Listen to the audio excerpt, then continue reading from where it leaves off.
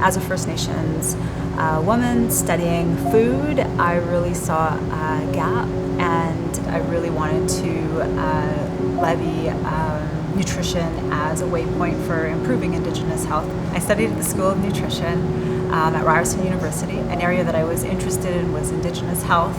I was really fortunate to experience food systems work directly with First Nations in the Yukon, and continued to work there for a couple years afterwards before returning to Toronto. After I graduated from Ryerson, I continued to stay involved. I sat on the advisory council for the School of Nutrition, and then developed a course in the area of Indigenous Food Systems. Other areas that I've worked at and supported in Canada was around improving the cancer system for First Nations, Inuit and Métis across the country. And I returned to school mid-career to study medicine. What I feel that Ryerson prepared me with was the opportunity to really leverage food in one's individual health, but also at a population level.